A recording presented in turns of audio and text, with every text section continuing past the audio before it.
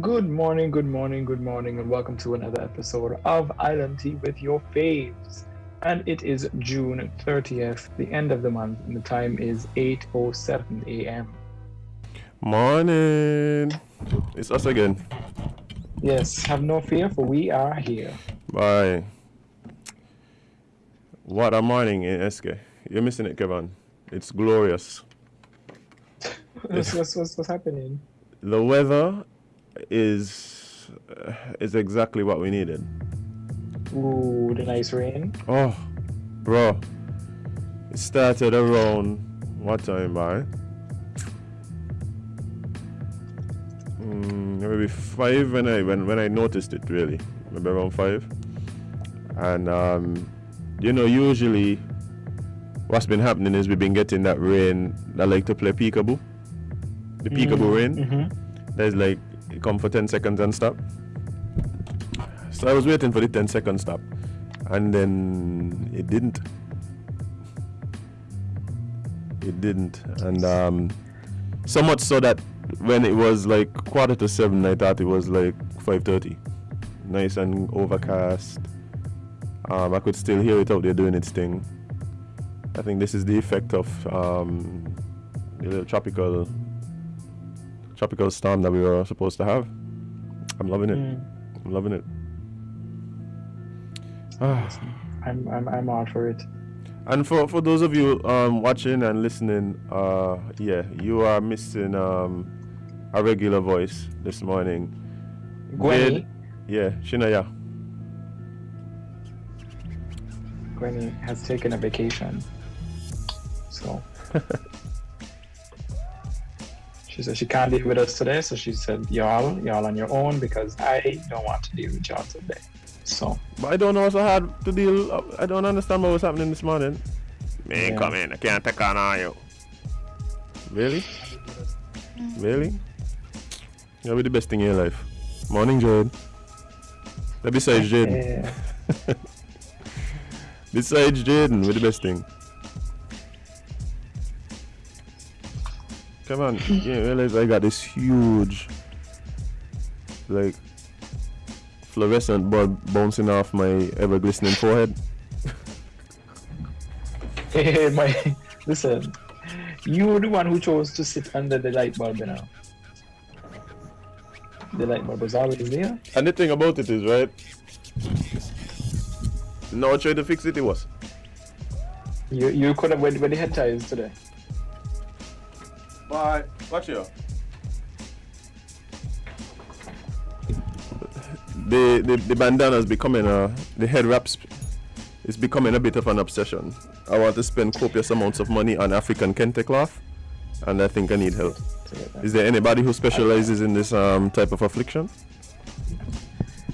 I did have a phase, where I was addicted to head ties, to the bandanas. Yeah, yep, I remember. And you always look like you're going to a fit.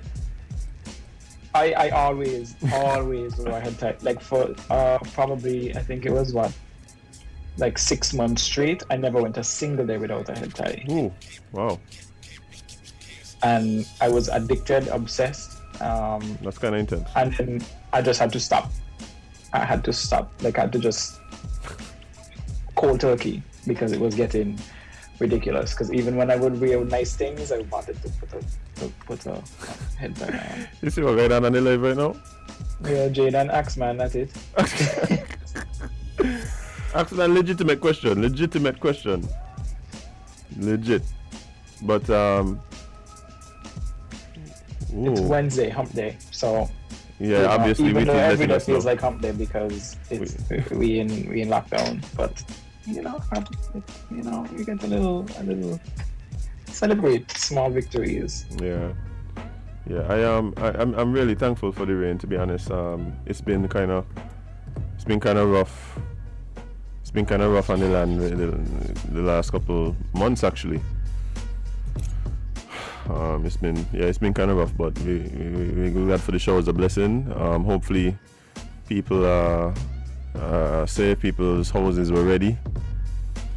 Certain places are going to flood out. You got the flood prone areas. Mm-hmm. I was coming down Pond Road this morning and I was like, is there going to be a road? But there was still road. At one point, I had to wait for the person in the opposite direction to just kind of go through the pan before I go through the pan. But for the most part, the road was clear. So, hopefully, the flooding isn't too bad. People's homes are secure. But nobody's supposed to be on the road. So, me need to hear about nobody getting stranded. Nowhere, me I hear about nobody going over no cliff nowhere. Yeah. Enjoy the rain and your penultimate Freedom Day. You think people like home waiting for tomorrow, like anxiously waiting for tomorrow, so they could go out the house? Tomorrow is the first day. Tomorrow is the lifted days. Yeah. They eased restrictions on us. It's Thursday and Friday. Yeah. I know some people can't wait. But for all of those who can't wait to see outdoors on Thursday and Friday, please, let's not overdo. Please don't overdo. Like, let's just do what we were doing before. Don't do what we were doing before, because that didn't work either. Let's just be mindful and cautious and safe. Keep your distances. If you don't have to go anywhere, don't go. For the people that love to drive around to see, don't. Like, I know there's some people who love to jump in their car to drive by the supermarket to see what the lines look like. Don't, because you are another car on the road congesting traffic on a day that's gonna be busy. So, like, if you don't have to go anywhere, just don't, please. Yeah, just stay your yard. Nobody can listen, but please stay your yard. But I believe that there are people who, people are gonna need to get.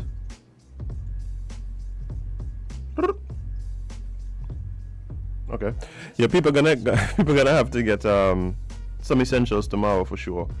So yeah, you do expect to see people on the road. St Kitts bread, as tasty as it is, don't last like Wonder Bread. I don't wonder whether they're putting them bread from the States that make them just last like 3 years. Yeah. Chemicals. I remember I used to buy bread, and like I said, I don't really eat bread. I love bread, but I try my best to avoid bread or any wheat products. And I, as a college student, hungry and poor, it's college life. I buy things. Yeah. I buy bread and put it there. And true, I'm in the habit of avoiding bread. I forgot the bread was there. Like 2-3 weeks later, I remember the bread. Look at the bread, fresh as pristine bread. I said, not me. Not a worry. Garbage. Not a worry in the world. Not a single speck of mold. Nope. Because if my good thing. Okay, all right, I heard that. You hear that? So, like, comment and everything went off for like a split second, and then like, wow. The jumbies are in the house. No, bro, that was some lightning ish that just happened just now. I'm surprised that the stream's still going. I'm surprised it's just like wow. But let's not jinx it. I'm one of the people that love. Yeah, Jade, I hear that. But I'm one of the people that love thunder. Like, I love thunder and lightning. Big time. Let me say, I thought I did, but when I moved to Florida, which is like the lightning capital of the world, you got over it very quickly. I realized like it was more like an infatuation. It's like when you get to know somebody really, like when you really know somebody. You said don't bother. You say wait, don't bother. Yeah, bro, I was there like, wait. That's lightning just hit 2 feet in front of the car driving in front of me. That was lightning, like. The first time you look left, right, and in the middle of the cane field you see a tornado, it changes your whole perspective on life. Like, I literally like look left and there was a tornado, and I was just hoping it wasn't coming in my direction because I didn't feel I could outrun it. You didn't feel like, or you couldn't? Yeah, I really had no chance. I really had no chance at all. But aye, it was intense. It was intense. But that's the pleasures of living here. Like here we have to worry about, some hurricanes from time to time. I guess some heavy showers and some flooding might happen. Earthquakes don't really be centered right here. So you might get a little, you feel it? Even though the people them say don't ask that. Yeah, we realize that we're just doing the exact opposite of what we say in emergencies. Every time. Like, don't bother go ask your friend if you feel it. The first thing people do after that is go on their phone and just put up you feel it. Wake up the spouse, you feel it. Like, if you're in a building, right, and like a fire alarm go off, you think anybody moving calmly to any exits? Nope. Stampede. You don't care who mother you're walking on. And I've seen that live, I ain't gonna call it in the person's name because I think they listen to the show, right? But I was in St. Thomas.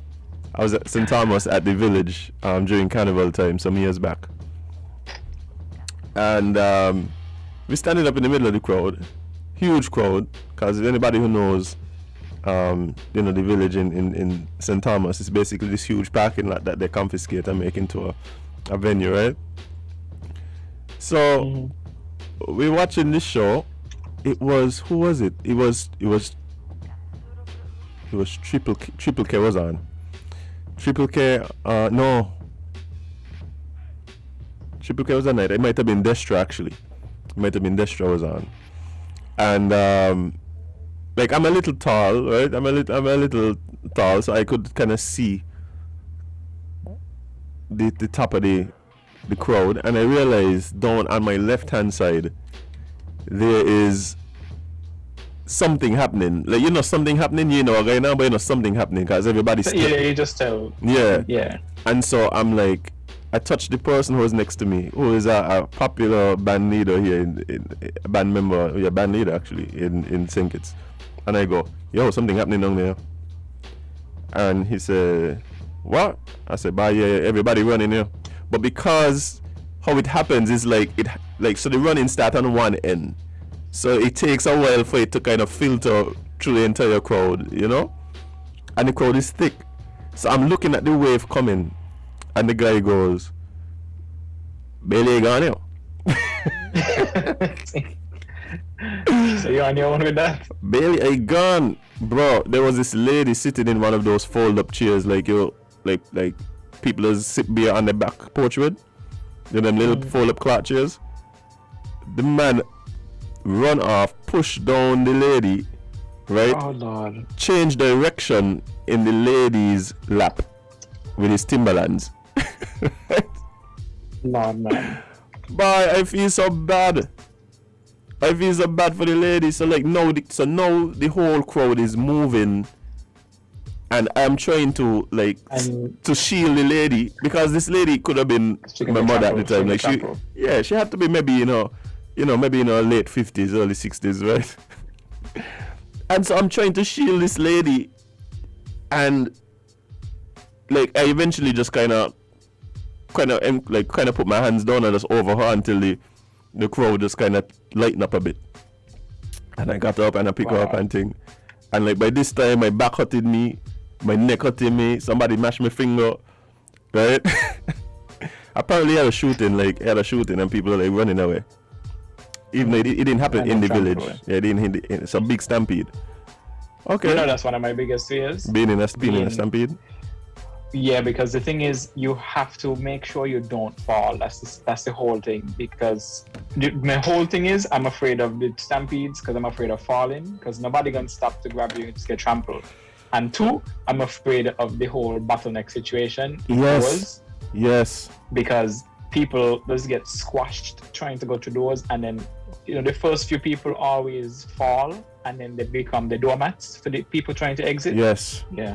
I mean, and the funny thing about it was, so the next morning I got on to breakfast. I was staying in a hotel, so the next morning I got on to breakfast, and they're like, Boy, where you was, boy? You looking for you last night? You looking for me? The last thing you tell me is you're gone. I said, boy, you didn't even understand you changed direction in Aunt Mabel lap last night. Poor Aunt Mabel. Just come to watch Destro get trampled. Oh my gosh. But you know they had a big situation here like that up at Brimstone Hill. When was this? Bro, this was years ago, maybe in the 70s. Somebody can tell us. I remember it was two bands were playing up at Brimstone Hill, and I think rain started to fall, and everybody ran into this one little area. That is, when you drive up Brimstone Hill, you have the little food area, the little picnic, so you could go up the hill, or you could kind of go straight over. Like there's this little building over there. So I think people ran in there. I think one of the bands were called Devil Dodgers. And there was like another satanic name for the other band. And people died, like people actually died. Like people got trampled and died up at Brimstone Hill. Yeah. I actually know people who said they have never gone over to that side, like over on that end by the thing since. It's because of that? Wow. Yeah, but they say you're haunted, I don't know. The people dead in there. People dead in there. Another ghost in a sheet? Another ghost in a sheet. But the good thing is, I think the ghost recognized that people had their cameras out, so they were a little more careful yesterday. We didn't have that. Yes, see, Witty telling me it was two deadly band names. Somebody tell me the name. Oh, let me see if this person know the band name. Carla, good morning. You're live on Island T. What's up? The other band was None Shall Escape. None Shall Escape. So was Devil Dodgers of Antigua and None Shall Escape. None Shall Escape. What's that? A coincidence? Is that is that coincidental? It was 1950. Woo! Wow. So I think 11 person died. 11? But it was a piece of trampling. Wow. Are we still afraid rain up to now? Yeah, we're still afraid rain. If the rain started to drizzle, evening, unfortunately, you will get trampling. It's true. People trying to, you're standing up on that thing and people pushing to go behind you. So it was Devil Dodgers and None Shall Escape. Devil Dodgers and None Shall Escape. Wow. And I think one was Hell's Gate, from Antigua. Yeah. Hell's Gate. So you're dodging the Hell's devil, Gate but you can't Antigua escape. And you got to go. Hell's Gate. Because you're trying to get through Hell's Gate. Band, eh? Wow. I think they're still around, It was steel band? It was steel bands playing? What steel band? Where you going to get other steel band? Yeah, that time it would have been steel bands. Hell's Gate from Antigua. Everybody wanted to hear that. Devil Dodgers and None Shall Escape were two bands by the Not a Pain had one and his brother had the other one. Wow. But so it was Hell's Gate, Devil Dodger and Hell's Gate. None Shall Escape. So it was three bands up here. One Antigua band and two St Kitts band. But rain, and Kevon, rain got people running so. Rain. Till multiple people died. Rain till 11 people died. It's still. Sometimes people see the shelter in and no space. They just come pushing you. Woo. Before they take a rest. It wasn't they get the hairdo, Lord Jesus. Oh my gosh. Well, no one one understands. days was iron here, the hot comb. Yeah. So, once you do your hair with hot comb and you get wet, everything fall down flat. Yeah, bye. Right. One of the viewers here saying, rain could mess up a good press. Yeah, so the women and them trying to save the hairdo. Wow. All right then. All right, take care. Thanks for that. All right, thank you. Now, I'm one of those people that if it's raining, I would be the person walking in the rain on 4th Street because I'd rather not. Bro, I can't deal with the pushing and people, because people just run under, mashing your shoes, pushing you. I can't do it. So see, what happened is the way I look at it. Everybody don't adhere to the strict protocols put in place by the government. Everybody don't adhere to the strict hygiene practices that I employ myself. So I trying to not even mix up. Well, even before that, even before COVID and thing, I was one of the people who just continue walking in the rain because I rather reach to where I reach and then just, take my time than to be trampled and get my shoes mashed on and people knock out the things out my hands. No, thanks. I see it at events all the time, like especially because I'm generally under that tent with the equipment. And people rush under the tent. People rush under the tent. I've actually seen a guy like fight with somebody. Like the girl was rushing under the tent and she pushed down the console, like the main mixing console. That's worth about 85,000 US. And the woman gonna watch the man and say, "So what make I right tie down?" Because nobody needed to be under him to push it down. No, but the man gets so vexed. But the man just hit a one chuck push out the tent.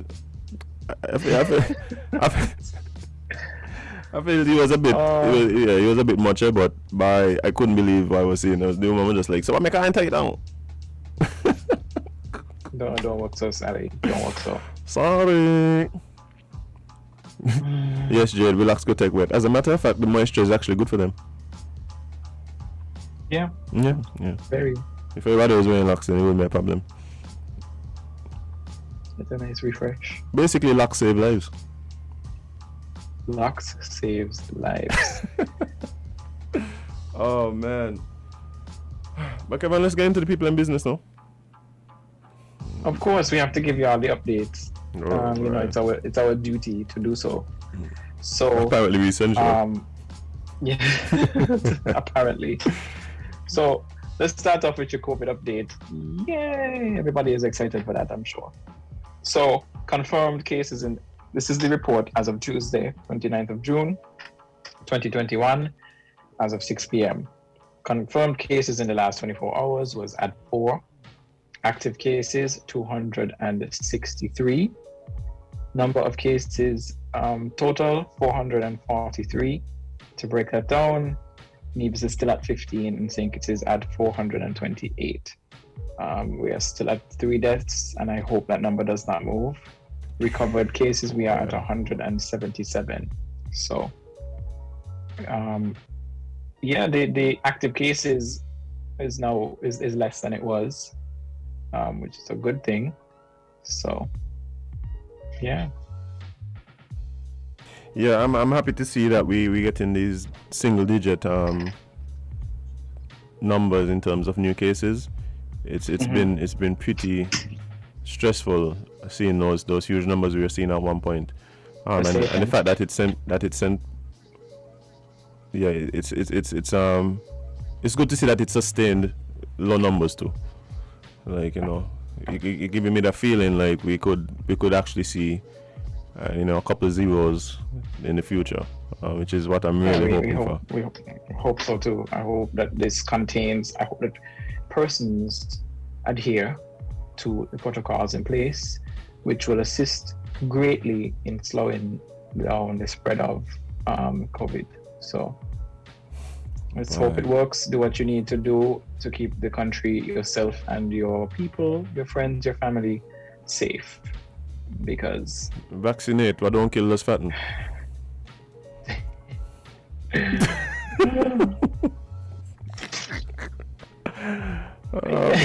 I still think that could work. I still think that could work.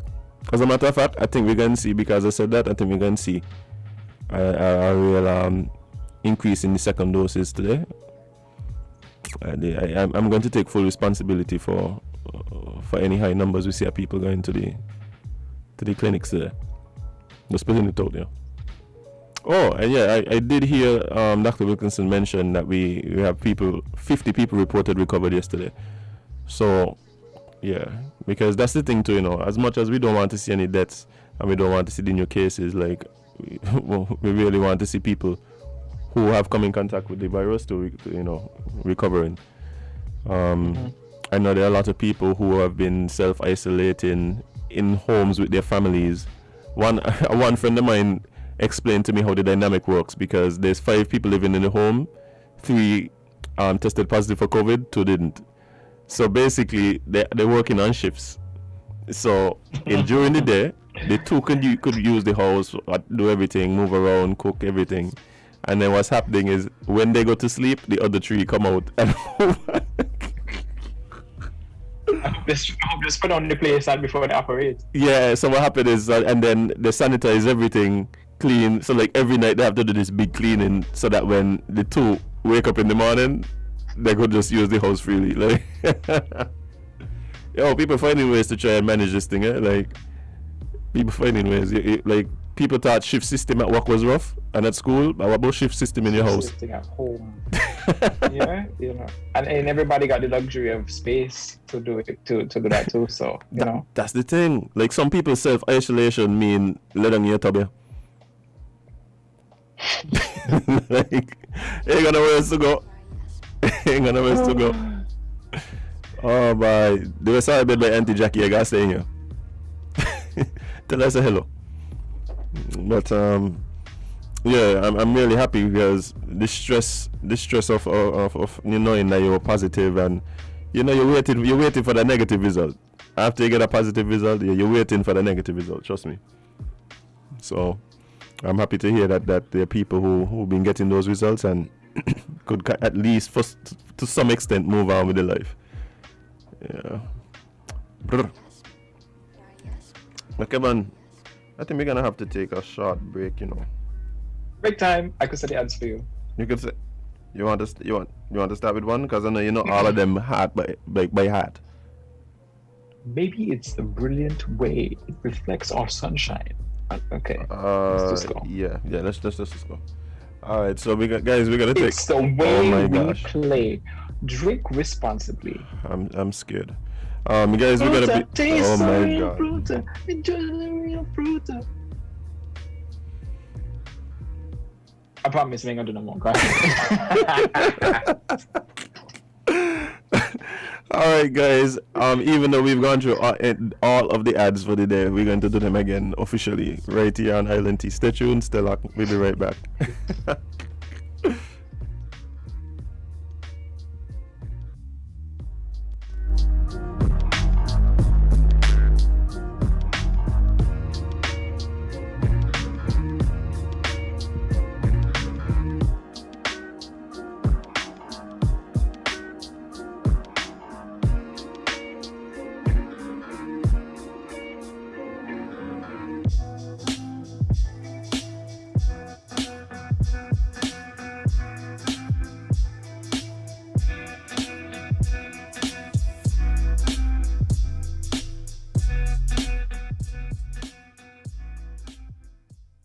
WINN is 98.9. 98.9 is WINN FM.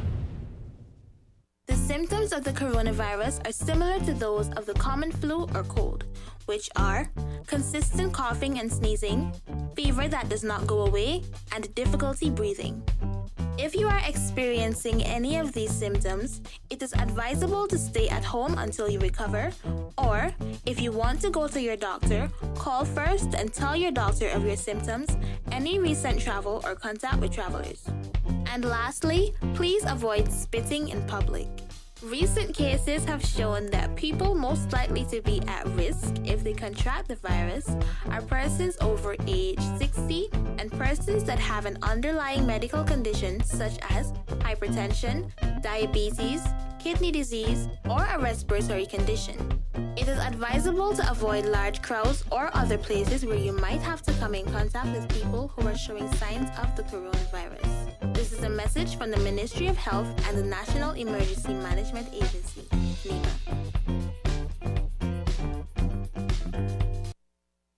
Getting sure to be sure of your benefits. Sickness and maternity, I'll tell you about the rest of it.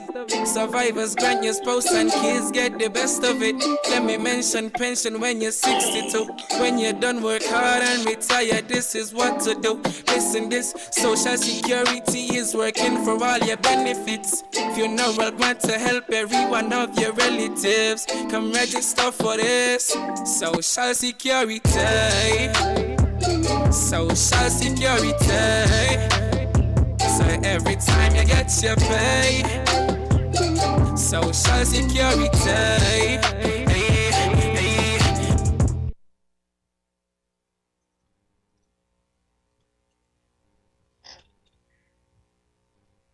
Welcome back to Island Tea with your faves, Kevon and Azem. So it is now time to jump into our favorite, talking with one of our favorite people, Cam. Hello, good to see you. How are you? I'm good. I'm giving thanks.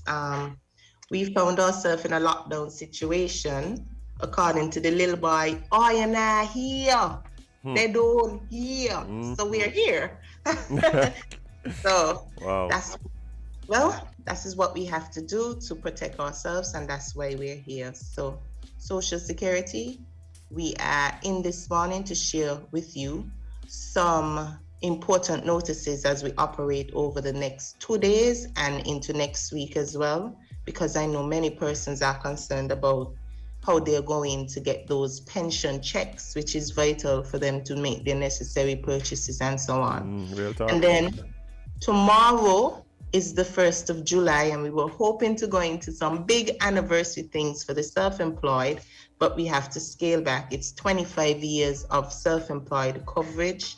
I think that is one of the most underrated offerings of Social Security, but there are many great testimonials, great stories that has come up out of that, and I want to share some figures. So as we go through the conversation this morning, I want to share some of what we've accomplished over the last 25 years. So let me start with what's happening. Tomorrow is Thursday, right? Yes. Thursday and Friday, as we have some mobility to go around. Our operating hours are 8:15 to 2 p.m.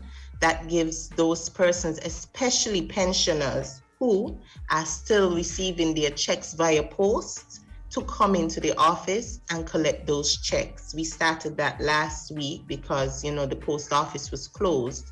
So we have a lot of checks for those persons who are still choosing to get their pensions via the post. We're also taking this opportunity to encourage them to sign up to have their monies deposited to the banks, but we still have those persons who prefer to have a check in hand to stand in the bank or to cash it in their local community supermarkets. So there's still quite a bit of those, about 300 people. I want to see you socially spaced and distant, because you need to collect those pension checks. If you have to send someone, please ensure that you give them a letter authorizing us to deliver your check to them. We don't want to give it to someone and then there's an issue. So we're encouraging you to use that option if you're unable to come, but to give that person a letter to say you can come for the check. The cashiers... Before we go any further, I'm glad that you mentioned what the person, let's go through exactly what, if persons want to authorize somebody else to come and collect a check on their behalf, what exactly do they need to bring with them? An ID, of course. You do need a picture ID and a letter signed by the pensioner saying, I am authorizing Kevon to come and collect my check. That's important. Otherwise, we can't do it. Sometime last week, we saw a person saying, well, it's my neighbor and he sent me. Okay, go back to your neighbor and say, you have to give me something to show Social Security, because we don't want to give your check to the wrong person and then there's an issue. So just to make sure it's plain, if you're coming to collect someone's check, you must have a letter that states, Social Security can deliver that check to you. You must also present a valid picture ID, and that makes it simple. We are also encouraging those persons who come to us to change over and deposit to your favorite bank. But if you still don't want to do that, we are okay with your decision, but it would make it easier, because I suspect we'll be at this very juncture again if we don't hear. So, right. Yeah. So we are encouraging that sort of thing. The cashiers also open up until 1 p.m. on St Kitts and 2 p.m. on Nevis, because our operating hours on St Kitts are 8 to 2. The cashier closes at 1 p.m. So you have those remittances to make your payments to Social Security. Make sure you come in and use that facility. Or we also have some contactless options where you can scan your C3 and submit it via email at C3 submission at socialsecurity.kn. Those persons who have invoices for Social Security are also encouraged to use that means as well. Email it to invoices at socialsecurity.kn. You can also put on your bank account information so we could deposit your funds directly to your account. And for claims as well, if you're sick and you don't need to come to us, you scan your sick claim and you send it to claims at socialsecurity.kn. Of course, all those parts that are usually filled in by your doctor, by your employer, that must also be completed. But to expedite the process and to eliminate some of that contact, we are offering those options. So I hope these options and our opening to facilitate the pensioners, especially tomorrow and Thursday, will be quite helpful. We are hopeful that it serves the need because we recognize that persons need their monies for various reasons. So, yeah. Yeah, that's huge. That's huge. And I'm pretty sure that there's people who were really apprehensive about being able to get their check. So, kudos to Social Security for facilitating that in so many different ways. Yeah. Thank you for that. Additionally, the self-employed. I was talking about the self-employed. 25 years. On the 1st of July, 1996, Social Security introduced self-employed coverage. Before then, Social Security is open since 1978. Before then, there was no coverage for persons who made that bold decision to provide for their own income and to create employment for other persons, because we know self-employed persons, they also have employees, they have workers. So, 1996, we saw that new tranche of benefits being available to the self-employed. And over the years, Social Security has collected quite a bit of contributions from the self-employed. $30.8 million have been contributed by the self-employed to Social Security from 1996 to 2021. That's a lot. That's a lot. However, almost 3 times, well, not so much, but over $78 million have been expended in benefits. So that shows that the coverage is in fact working and self-employed persons are receiving their benefits. We know that there are challenges and it's quite difficult for us to manage because, unlike a stable store, the self-employed don't have one location. They move about. Their business is seasonal. And over the years, we've heard some of the, some of the ways they'd like us to improve, and we are considering them. Maybe perhaps some may say we've been slow, but we are on the cusp of delivering a new product that will be helpful to the self-employed. So give me a hint now. Well, you're gonna like it. You're gonna like it because you, for one, have always say, you're kind of not operating within the hours that we can get to you. So we're going to make it convenient for you to get your payments into Social Security and so on. It should be a plus. I think it's a plus. All right, then looking forward to it. Yeah. And in addition to that, I also want to highlight that the self-employed, last year when we was going through this difficult time, the self-employed benefited greatly as well from the COVID-19 payments. There were a bit over 200,000 was paid out to the self-employed to help during that very difficult time when we were going through a very much unknown period of what's going to happen next. And so Social Security would have done their bit as well in that area, specifically to the self-employed. Just over 22 million was spent last year in the COVID-19 relief fund. It's not a primary function of Social Security, but we thought it was important for us to bolster the economy, because without that, I'm sure lots of persons would still be struggling now. And it's difficult coming back, especially for the self-employed. We are a tourism-driven economy, and everything is so linked to it, up to what we eat, where we go, entertainment, everything. Because if you don't have money, you can't spend it. Real talk. So, yeah. So, because of that level of support, our economy did not crash. So, we've done great, to me, in that sector as well, making sure that the self-employed have some source of income during that 3-month period last year. Another big highlight for me is the fact that pensioners who are receiving their self-employed, like pensioners who are self-employed, their pension, their average pension that we calculated this year is about $1,100 a month. When we considered,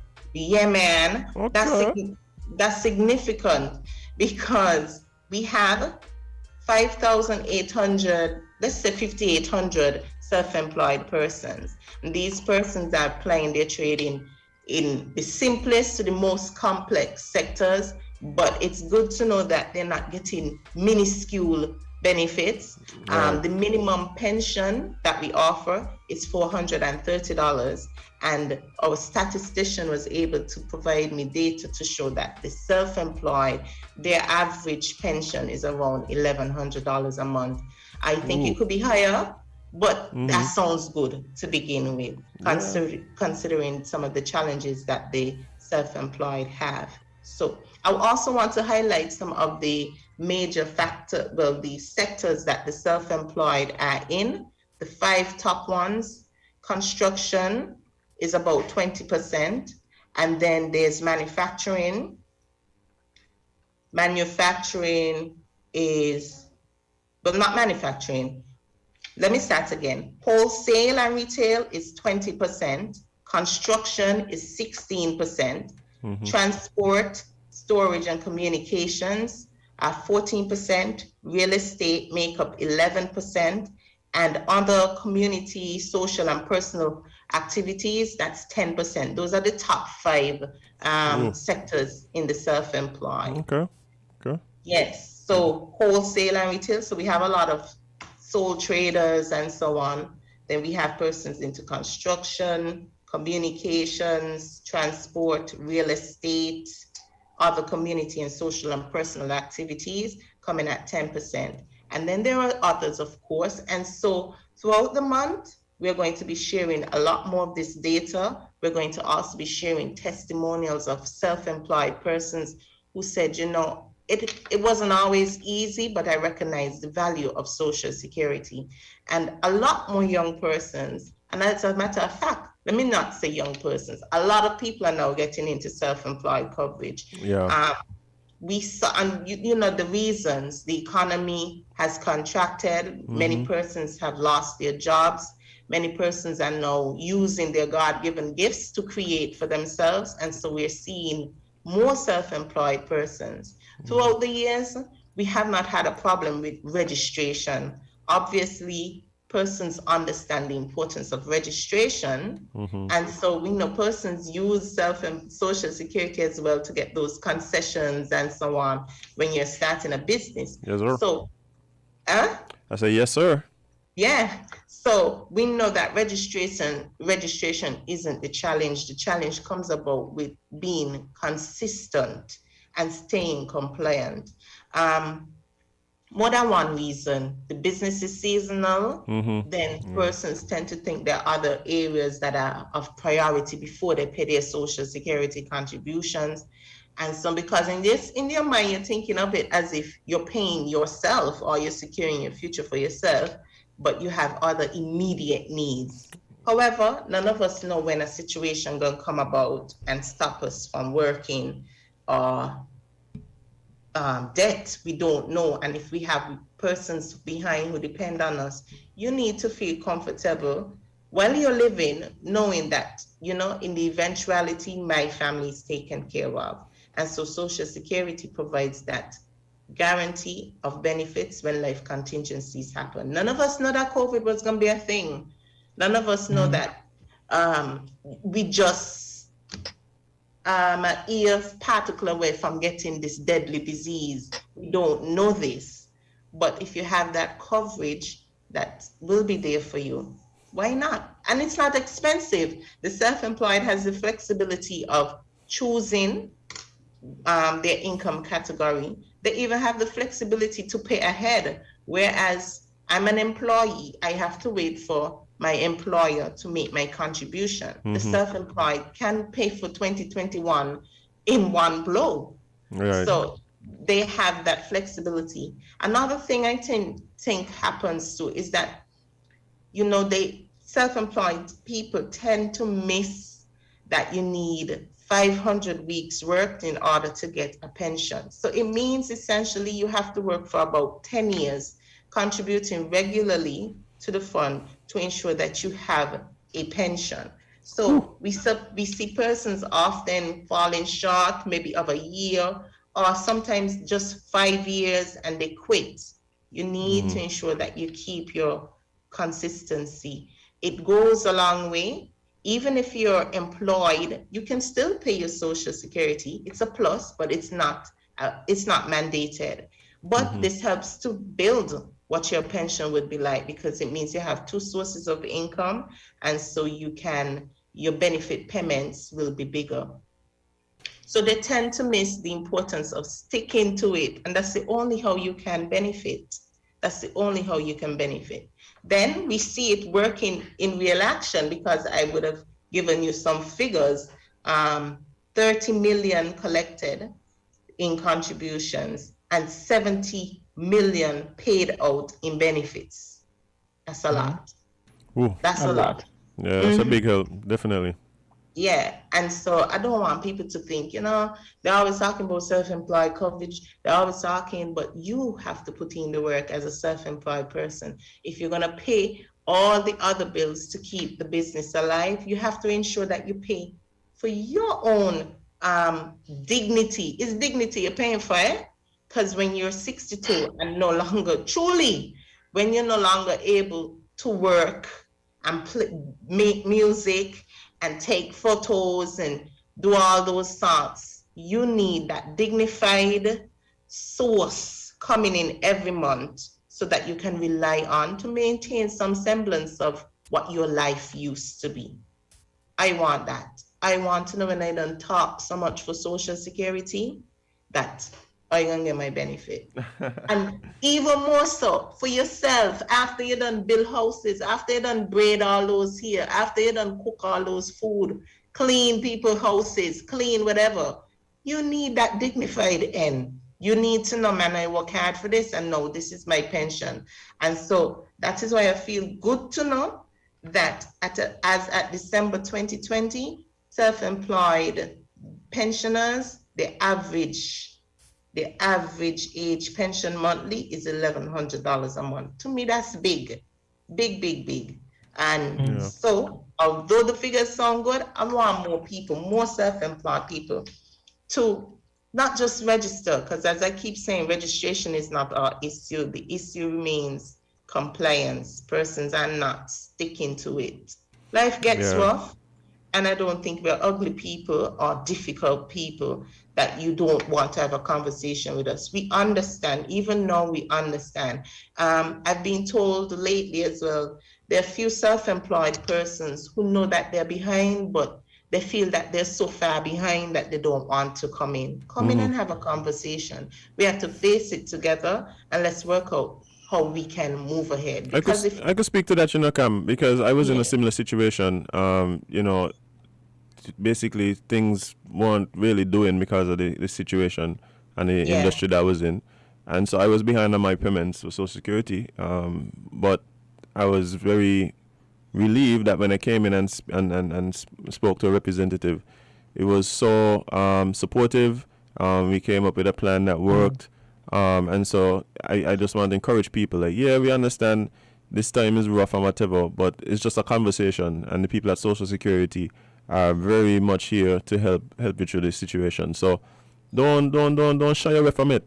Go have a conversation with them, and set up yourself, because like this is really important. And I even want to encourage people in some of the the non-traditional feels, who sometimes Social Security seems to be a bit of an afterthought. Like, don't like prioritize it. Prioritize your future. Prioritize understanding, like I'm saying, that this is something that allows you to have a dignified, that point of your life to live dignified, and it's really important. So don't shy away from it.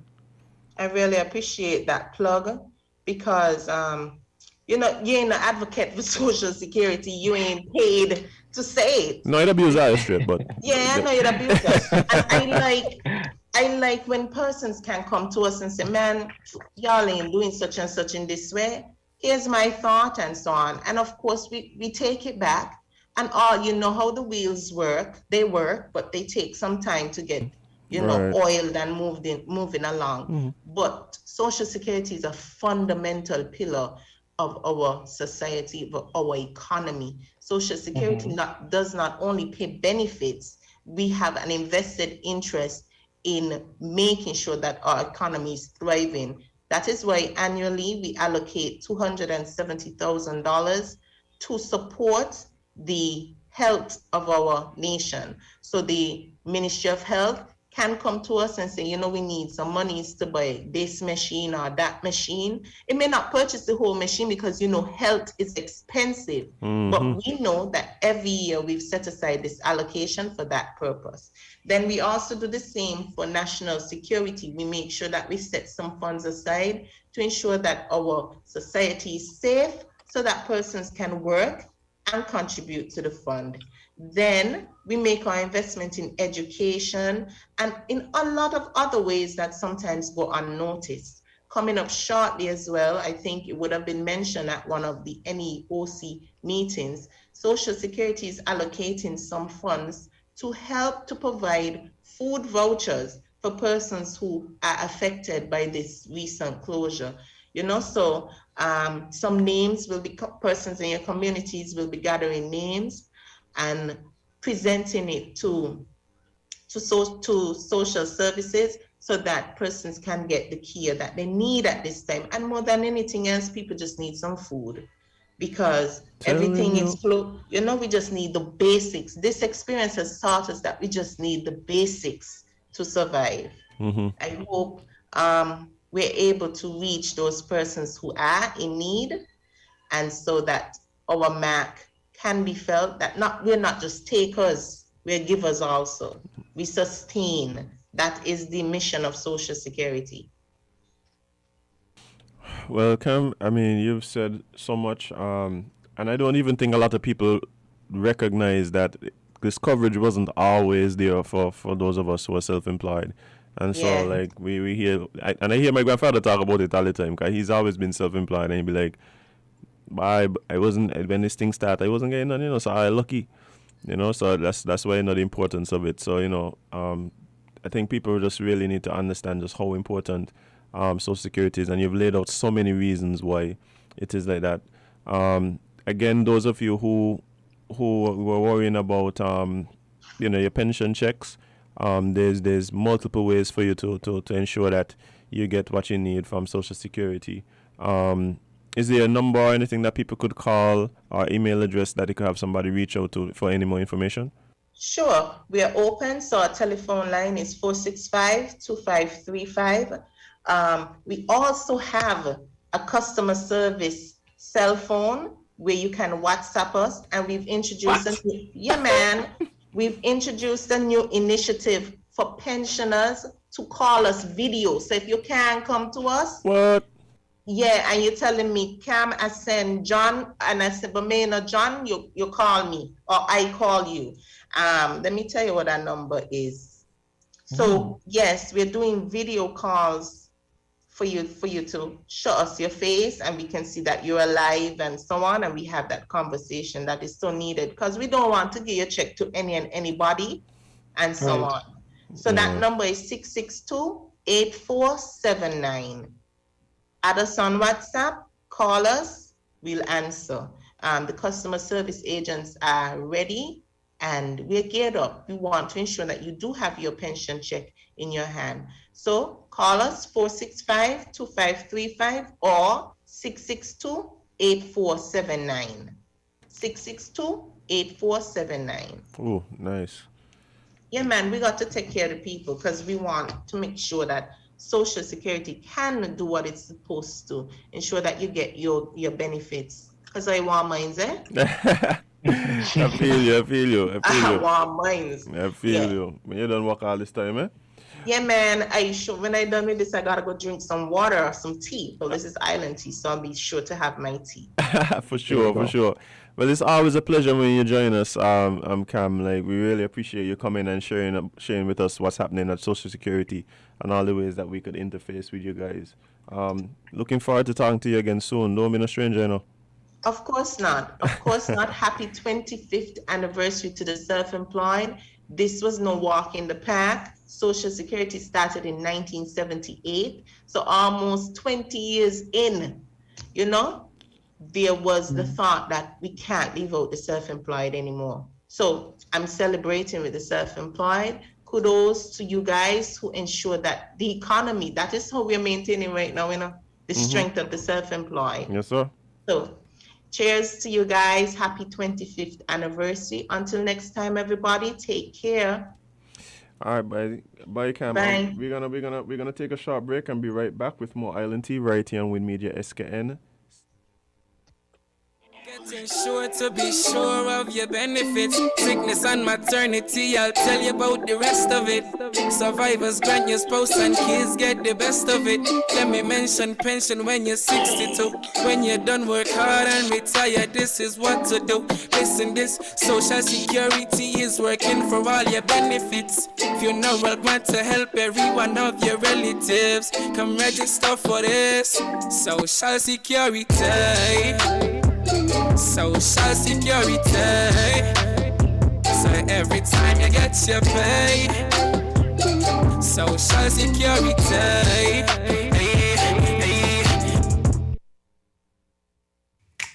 Maybe it's the way the brilliant gold liquid reflects our sunshine, or how the bright blue of its label mirrors the clear Caribbean skies overhead. Maybe it's the fresh, crisp taste of this beastly cold beer on a scorching hot day. Maybe it's even the way it brings us all together. But one thing is for sure, Carib is very much a part of who we are wherever we're from in the Caribbean. Carib, it's the way we play. Drink responsibly.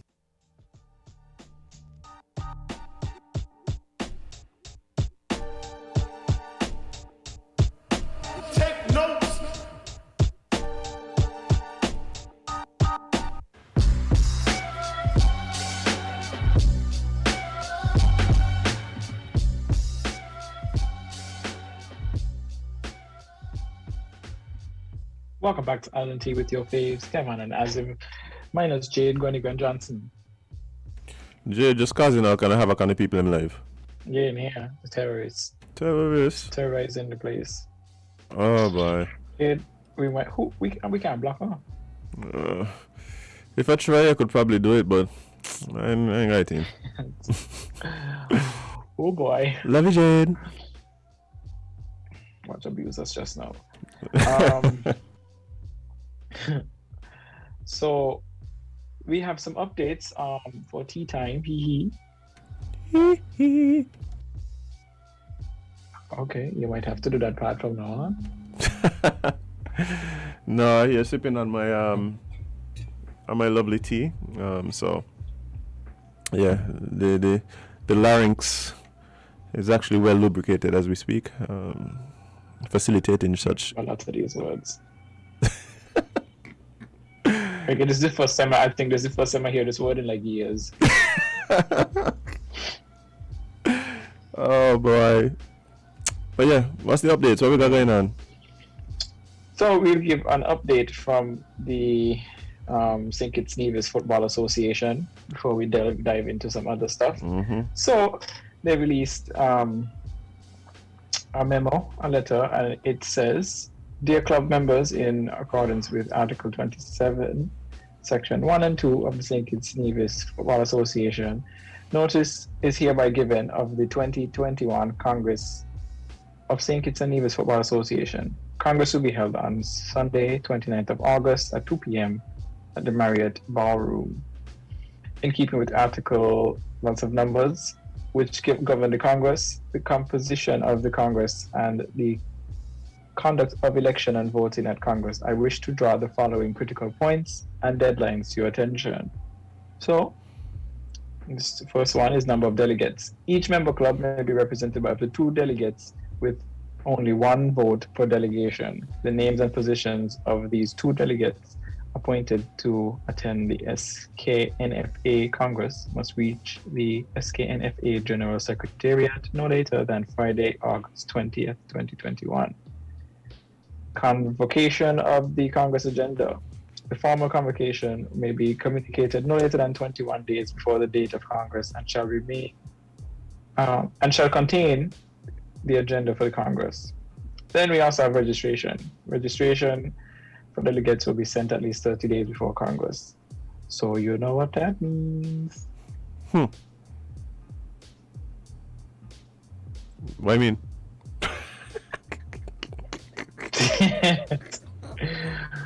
And this is signed by Stanley Jacobs, the General Secretary. So, you know, Congress will do it.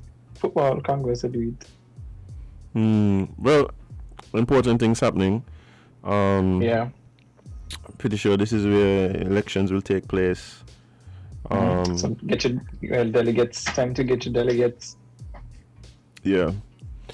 But everything right now is affected by COVID, because you know that can dominate the conversations around football right now.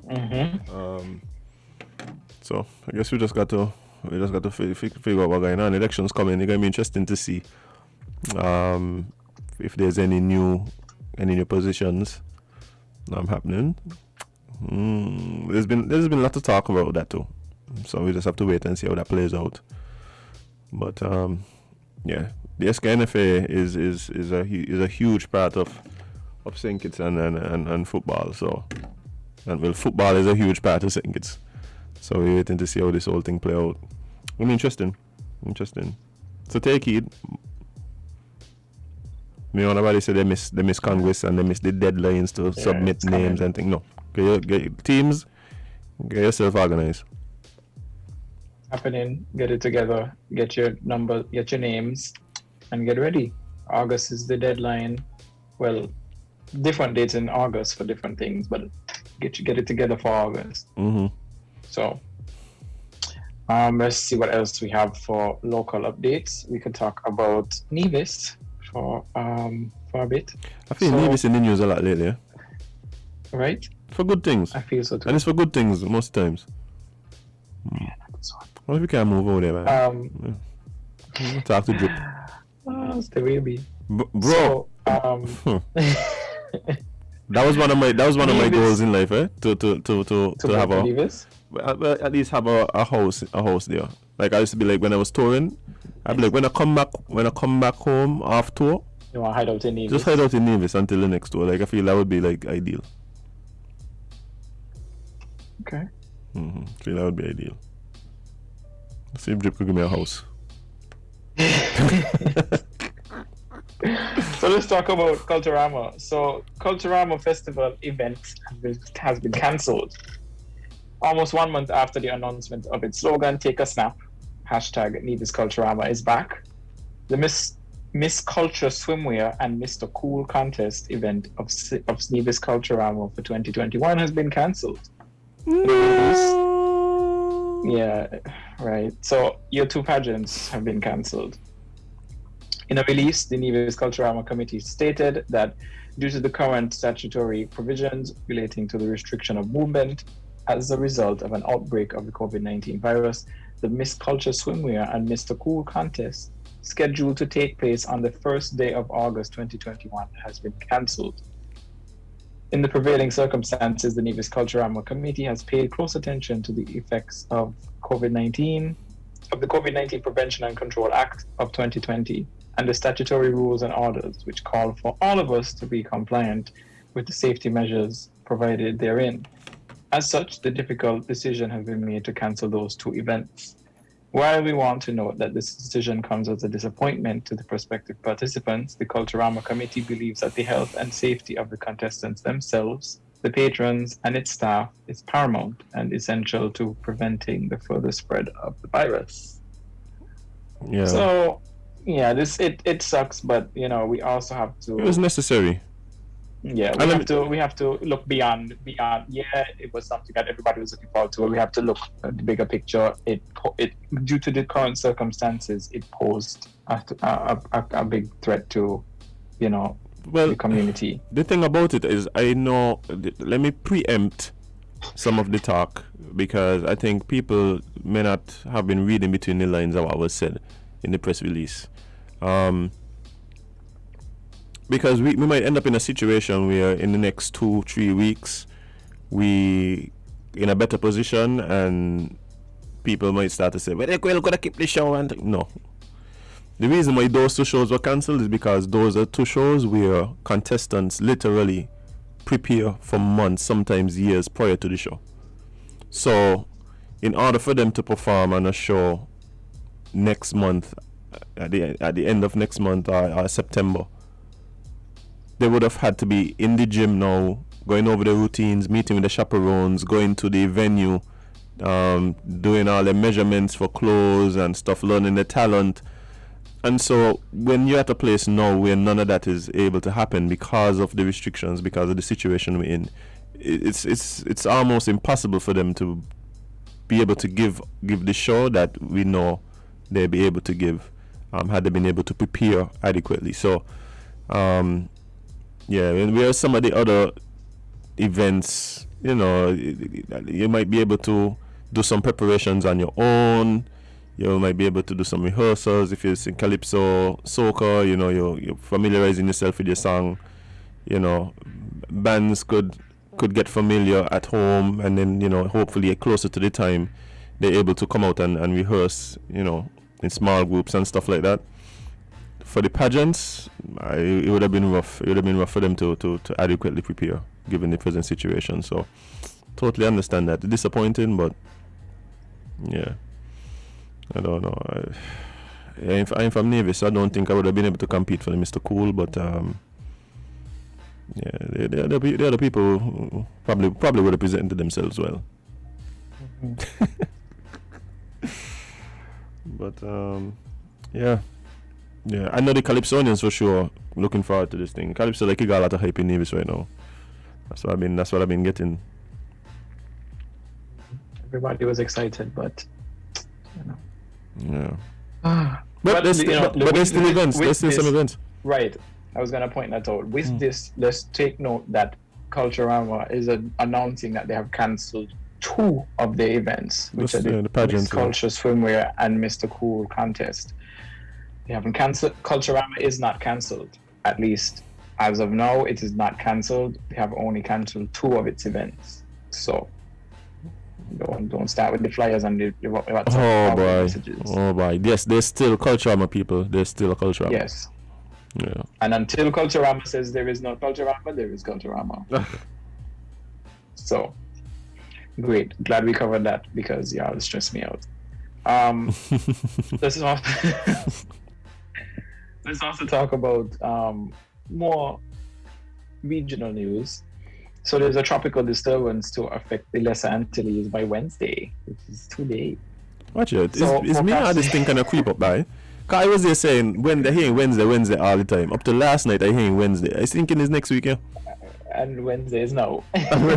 So when the things, when 5 o'clock come and I realize where they are, there's somebody garbage pan going on the road. I was like, oh, maybe it's this Wednesday. But yeah, as it were.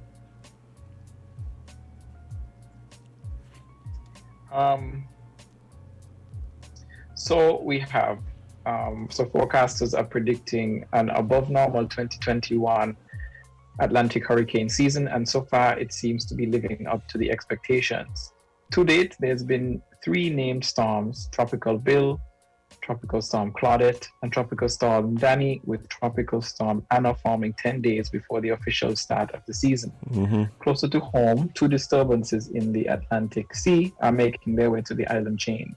According to the National Hurricane Center, the first one, which is 850 miles east of the Lesser Antilles, will impact the island by Wednesday night. The disturbance is moving at 15 to 20 miles per hour and has a 30% chance of formation in the next 48 hours.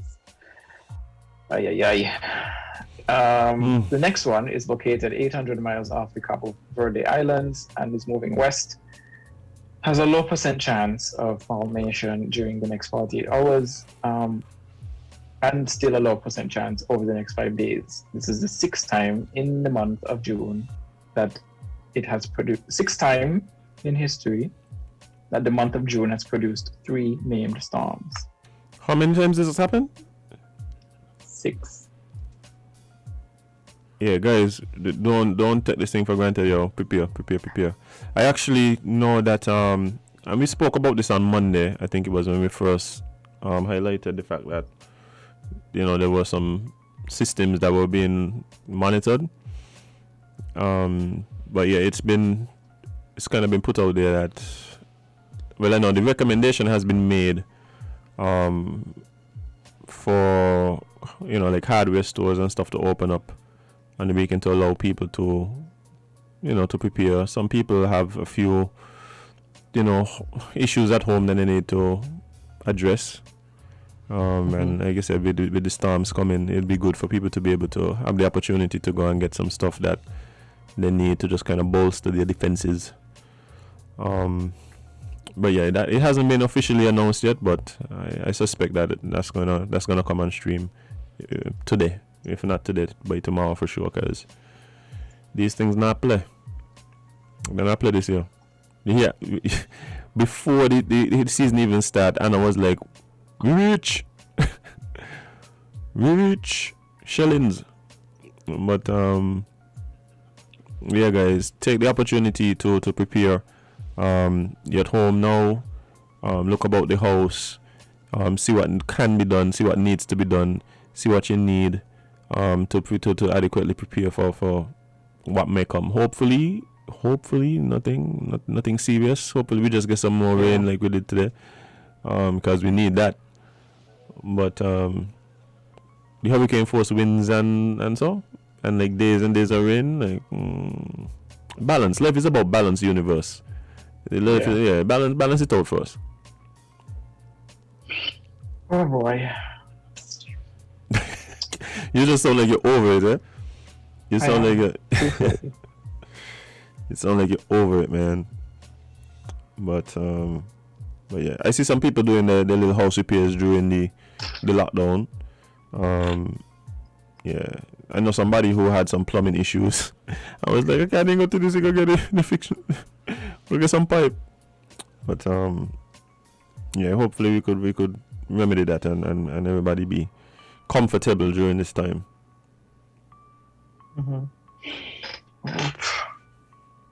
Stressed. Okay. Well, on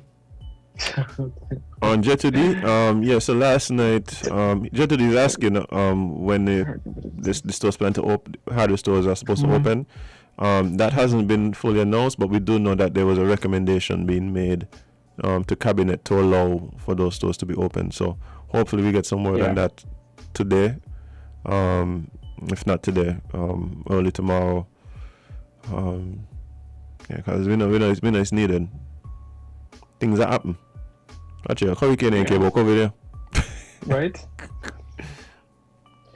So let's do another one. Something still regional, but Jade, you just put the worst things on this. Like I know we got to talk about it, but Lord. So La Soufriere volcano. This is, they're saying that the system is still in unrest. The UWI Seismic Research Center says that seismic activity at La Soufriere in St. Vincent has remained low since the tremor associated with the explosion and ash venting on April 22nd. In the last 24 hours, only a few small earthquakes have been recorded. persistent steam emissions from a few regions inside the crater continue to be the dominant observable feature.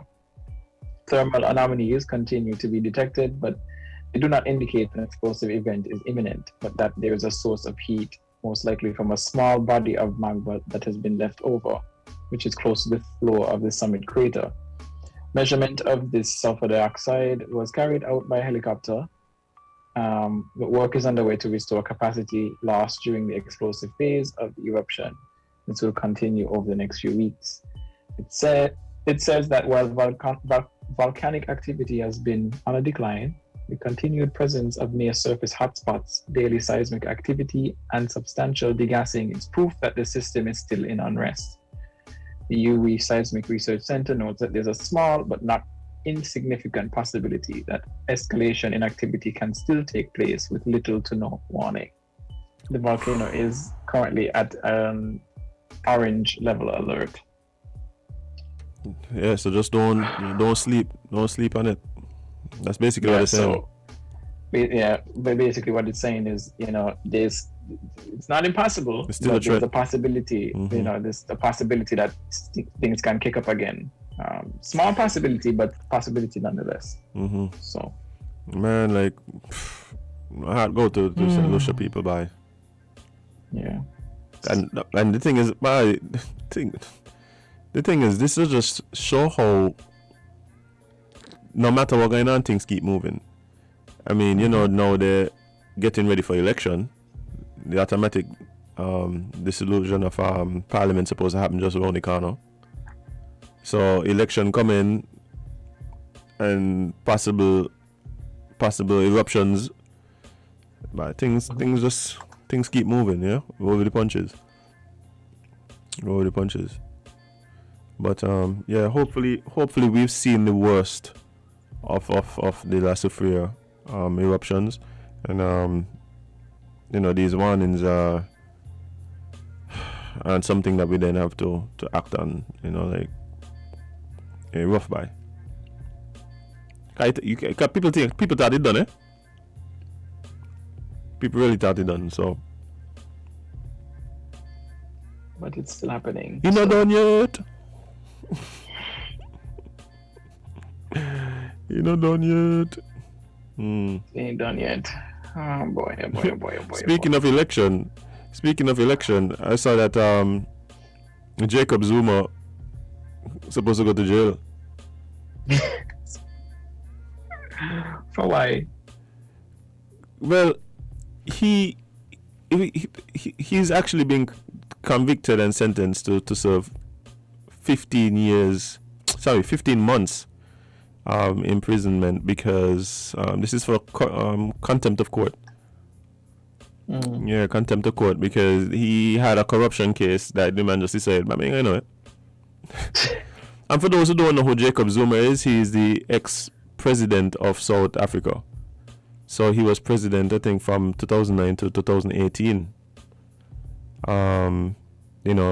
He would have been involved since the 50s in politics and stuff like that. At the time, South Africa had an apartheid government, and he would have been part of the anti-government movement.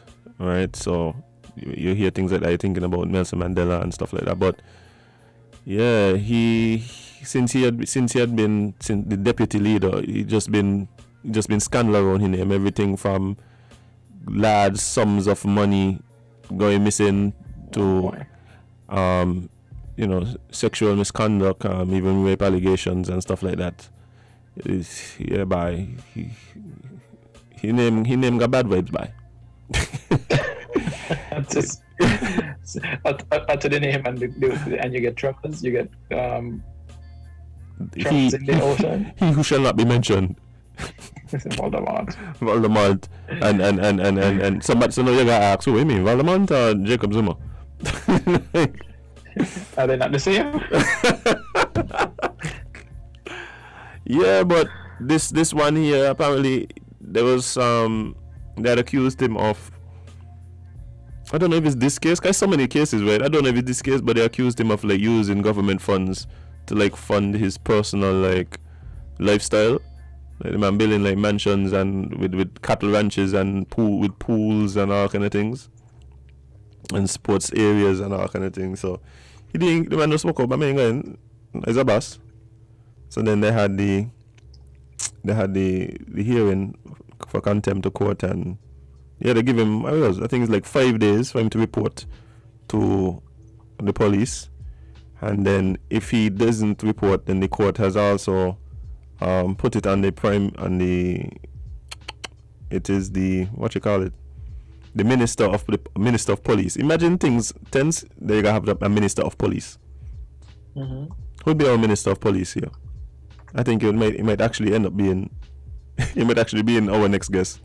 That's what I was gonna guess anyway. But and so the minister of police, and I think maybe the chief of police, however, the judge, then the court gave them now 3 days. Watch it, if the man report, I better find him here because he need to go jail.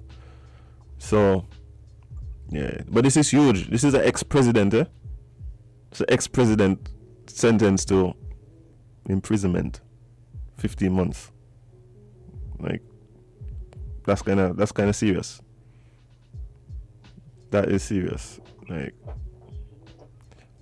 as a matter of fact, I actually saw some video of people going to his house, basically to protect him. Say, if I feel I come in for him, So like people been camping outside of his house, saying like, I ain't going with him, and so. Like, it's gonna be interesting to see how this thing play out. But I think he has indicated through his daughter that he's going to,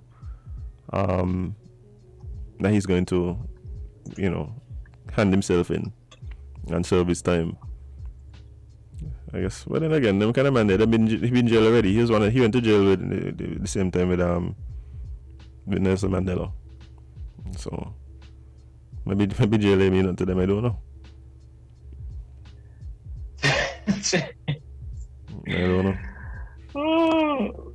The sequel coming.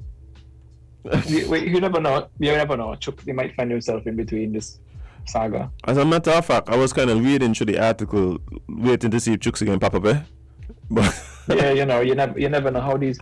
They might be linked. Who knows? Who knows? But I mean, obviously, the government of Antigua and Dominica aren't involved, so it might be South Africa. Until we're told otherwise. Allegedly. It is suspected. It is suspected. I'm going to start to say all kind of things and then just go allegedly afterwards. Yeah, just said a bunch of things and then say allegedly, and then you... and then everything good after that. It's like a cheat code. It's like a cheat code for slander.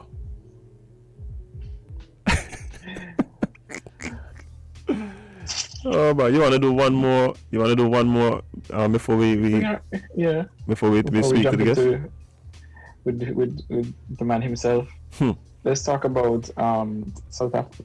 Well, no. That's the one we just did. Because it's just gonna go into detail about what you just mentioned. So instead, we are going to read one of Jade's top picks of the day. It's like every time, if you look at the run sheet, it just gets progressively worse. Yeah, Starts off with regional news, whether good or not so good, and then it just gets progressively worse. I think what happened is we're gonna have to start letting the viewers and the listeners know that this is a Jade pick. Jade's pick of the day. Yeah, Jade's pick of the day. Yeah, so we're doing that. Yeah. So this is Jade's pick of the day. So a Facebook message from a suspect leads to an arrest warrant in a 2013 rape investigation. What is it with women and cold case files? What is it? What's the fascination? Can somebody explain it to me, please? I'm going to call Netflix and ask Netflix to please deactivate Jade's subscription. What is the obsession with like crime documentaries, murder mysteries, cold case files? Azem, I wish I could tell you. At time I watch a thing and he had a man and this you just and everybody thought he was a good man, you know. He had a family here and even though he had a whole other family over there and was killing people on the weekend. So somebody's asking why we making Jade sound so grim. Jade is grim.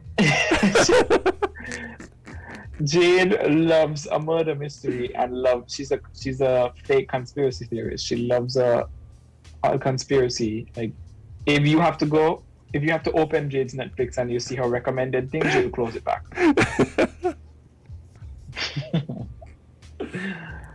Oh, so let's get into this Jade pick. A Facebook message from the suspect in which he allegedly admits culpability led to an arrest warrant in a 2013 investigation in Pennsylvania. According to the Associated Press, Shannon Keeler has long claimed she was sexually assaulted by Ian Cleary, who's 28, in her dorm room when the two were enrolled in Gettysburg College. Keeler went to the police hours later and was examined at a hospital, but prosecutors later told her that it was to prosecute cases when the victim had been drinking and the rape kit was later lost. However, in 2020, Cleary allegedly sent a string of Facebook messages to Keeler, including one that read, "So I raped you." After Keeler showed the messages to law enforcement. Wait. He sent a message saying what? Yeah, you heard me right. He sent a message that read, and the quote is as follows: "So I raped you." After Keeler showed the messages to law enforcement, they reopened the case.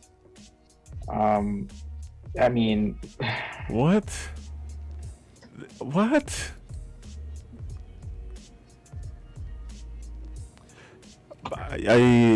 I'm lost for words. He convicted himself, which is great. Yeah. Kudos to him, but yeah, kudos to him for giving her the information she needed. Yeah, some people just want to get caught. Self-sabotage. You got to be something like that. Something like that was going on, because I don't understand. Mm-hmm. Aye. But it is now break time as we recover from Jade's pick. So we will take a very, very short break and we will come back with more Island Tea on WINNMedia Scan. We will be right back.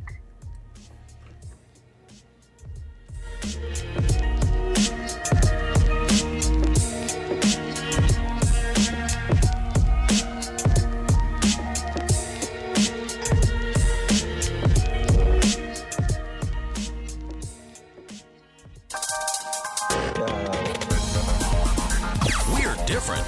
We're 98.9. 98.9. WINN FM.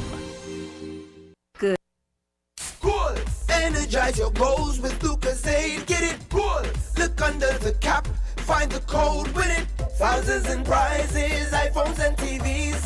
Or win 30 grand US dollars for your goals. That's goals. For a chance to win 30,000 US dollars. Purchase any Lucozade Energy promo bottle. Look under the cap and find the code to win iPhones, TVs, and free Lucozade or 30,000 US dollars to energize your goals. See website, social media, or press for details. Lucozade, taste the energy.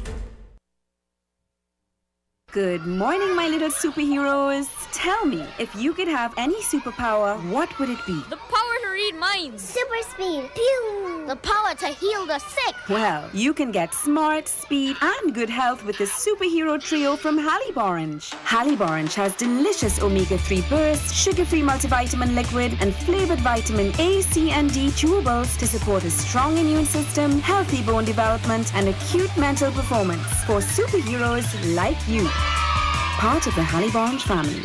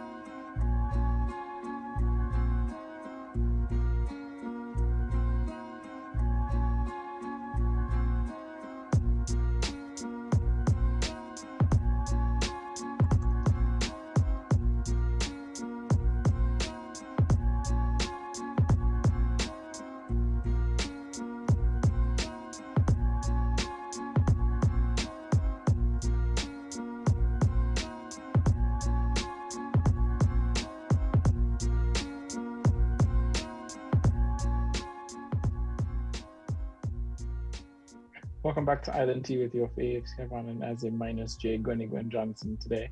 And it is now time to jump into Eat Local with Superintendent Cromwell Henry. Good morning. Superintendent. Good morning. Good morning. How are you doing? Good morning. Not bad at all. Well, that's good to know because I could only imagine the amount of things you have on your plate right now, given the present situation. Yes. And even so, I mean, really appreciate you taking the time out to come and join us on the show today. And before we even get started, we could pick up the police real quick because I don't even want to imagine. I don't even want to imagine. Yeah.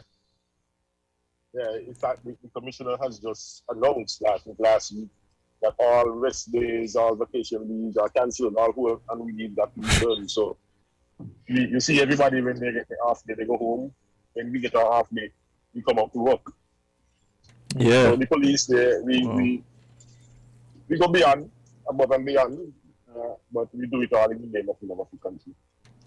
Yeah, man. Much respect to the job that the police and all the other security forces are doing. Especially now, we recognize that the job they're doing is you guys are doing is so much. It's so important, and the risk of you guys not doing what you guys are doing is so great. So again, really appreciate what you guys are doing. But how has the nation been faring in this present lockdown? Has the reports that you've been getting indicating that we're seeing some more compliance with the present regulations? Like the guy said on the meme, they don't hear. Last year, it's much better this time around than last year. I think the situation is on the ground is different. We now have cases. We now have over 400 cases, 400 confirmed cases. Last year we may only have had 1 or 2 when we went into lockdown, and so the reality has now hit home, and persons are recognizing that the risk, and so we have greater compliance with the curfew at least. But we still have the 1 or 2 packets of persons who try to cheat. But we have greater compliance with the most times. But I'm curious. What are some of the excuses people are giving you guys as to why they are out when they're supposed to be out? Like, I just need to know. Some of them, they're going to give their mother food. They're going to look after their grandmother. They want to feed the dog. You know, they live one place, the dog is at the other place, and they're going to look after the dog. Some persons, you know, their sister not feeling well and they want to take her to the hospital. In some cases, when we investigate, they don't even have a sister.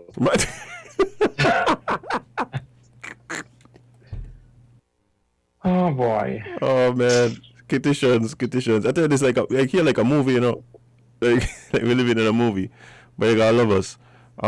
But you know, some of those reasons I could understand. Some people may I could understand some people may actually well be in those positions. For people who need to do some of those things, how do they go about seeking permission? Before I jump into that is a difficulty for us though, because there's some persons who are genuinely have those needs, and there are some who just using that as an excuse. Right. You know, because in some cases, when we really dig down, we realize that the person do not have any relative that they are taking care of. They're just using that because, you know, that is going to play on our soft spot, and we're not going to say no for you going to feed your sick grandmother. And so we generally would allow those persons who have that need. We have a system that where persons would apply online. If you regularly take care of someone, whether it's a job that you're doing, you are a paid caregiver for someone, or if it's a relative, mother, some relative that you're taking care of, you could apply online, and we will give you a pass for the period of the lockdown. So you don't have to call every day. You just have your pass that you will show if you're stopped. But you go on the police website, police.km, and apply and state, of course, the reasons why you want to be out. And if we find that it's a good one, we could verify it. There is a part on the application for supporting evidence where you show something to support your claim. If you say that you have a relative that you take care of, so what some people have been doing, they have been putting a picture of their grandmother in bed, with them by the grandmother's bedside. You know, something that would really show that I really have this need. Right. And we generally would permit those circumstances. Yeah, I think the important thing is though that people not try to subvert the protocols and thing, man. Like just y'all making it bad for everybody, man. That's cool, no? But what we also recognize though, you would have gotten the pass to look after your grandmother, but then they use the pass to go buy the girlfriend later. That is the thing that we found upon. Yeah. So they buy the girlfriend and then they pull out the grandmother pass. Yeah. we really so in a case like that, what do you do? Because I don't, I think it must be a difficult decision to revoke the pass or take it away, because then somebody is left without care. Right. And usually the police would either turn you back or they could detain you for the night. If they catch you 1 o'clock in the morning moving between houses, you're not going to be going by your grandmother 1 o'clock in the morning, unless she's sick and you're going there urgently. Right. And that is easy to check out. But most times that is not the case when we catch them at those times, because they would say, I look for my grandmother the latest 7 o'clock or 8 o'clock. Mm-hmm. And so we will give them up to that time for the permission, but you might catch them on the road at midnight or 2 o'clock in the morning. In those cases, the police would either detain them because they do not have permission to be out at that time. Their permission is up to a certain time, or just ask them to go back home. It would take a lot for us to withdraw the permission, because your relative would feel the squeeze, would feel the brunt of that. Mm-hmm. So it will left to the discretion of the police. Right. They would detain you, charge you, or just send you back home. Well, I mean, what about you spoke about some of the powers that the police have at their disposal in terms of dealing with people who seem to be breaking curfew. Is fines also one of the mechanisms that are in place? Yes. Once you are charged and you are convicted at court, the magistrate has the discretion to fine you up to $5,000. What? Or 6 months in prison. What? Yeah, that is the penalty for breaching the curfew. Wow. Yeah. That there sound like you should just stay home. Yeah. That don't sound like it's worth it to me. Up to $5,000 or 6 months. That was it. Yeah, that there sound like you just school. My advice, if you ain't got to go nowhere, just school. Exactly. Just school. But I mean, it's been interesting to look at the role the police have played and in securing us right now, because sometimes we don't really see police in as being part of the healthcare mechanism, which really and truly that's kind of what is happening here. Exactly. Yeah. No, go ahead. No, I'm saying you're right, because what we are doing, we are enforcing the recommendations of the health professionals. We know that the virus is spread by people coming together, people moving and coming in contact with each other spreads the virus. Now, the recommendation from the health professionals is that have people not move, ensure people stay home so that the virus doesn't move. And so if the police doesn't enforce that, then people would move and the virus would continue to spread. So our role in all of this is to ensure that these recommendations that prevents the spread of the virus are followed through by the citizens.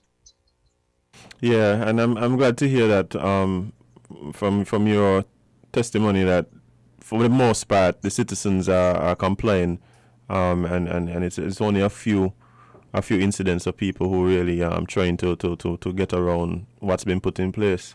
But do you believe that well, I mean, this might not be a question for you in your capacity as superintendent, but so let me scratch that. But I had a question. Where does the people that you detain now, right? Given the fact that the prison is dealing with its with a COVID situation there as well? Like, where people is go? Where y'all putting them? We don't send them to prison. We would detain them in a police cell, at a police station, right? Any police station that has a cell. They're detained there. If they're charged, then they would be possessed, and then they would have to get someone to come and bail them.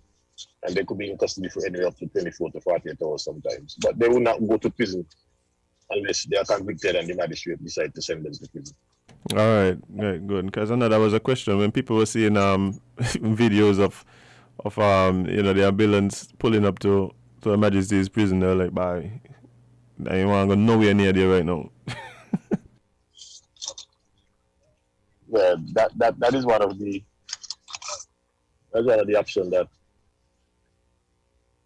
the magistrate has 6 months in prison, or both defined and imprisonment. Yeah. We were in a situation a few days ago where there was a debate in the National Parliament regarding the extension of the state of emergency. And I think what's happening is that there's some people who may not understand the reason for that. As it relates to the police, does the state of emergency facilitate you guys being easier to it's been easier for y'all to respond to situations as it happens? Is that the thought process? That's how it relates to the police?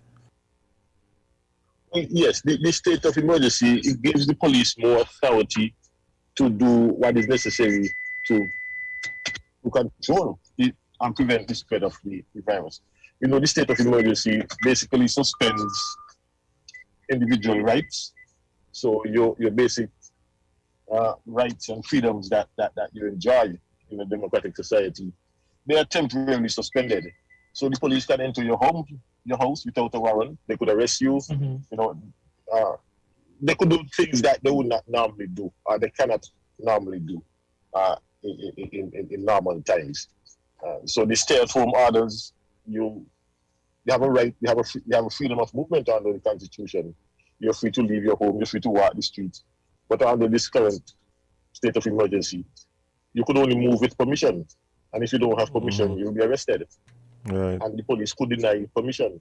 So those basic rights that you had to move when you want to move, to go wherever you want to go, those are no longer with you. You have to ask the police if I can go to look after my grandmother. You have to ask the police if I can go to work. You have to get permission to do things that you normally do without even telling anyone. And so the state of emergency gives you that authority. And it is necessary in order to prevent the spread of the virus. That is the whole reason why it is in place. Because if people are allowed to move and gather in masses as they please, then the virus would have free reign and just spread throughout the entire country much faster than it is currently. And so the state of emergency gives us that power to restrict what you do, to prevent you from creating new kind of situations that promotes the spread of the virus. So from the perspective of the police, you believe that the institution of the state of emergency was actually necessary to help you guys be able to manage the situation as is? Yes, of course, it is absolutely necessary. Yeah.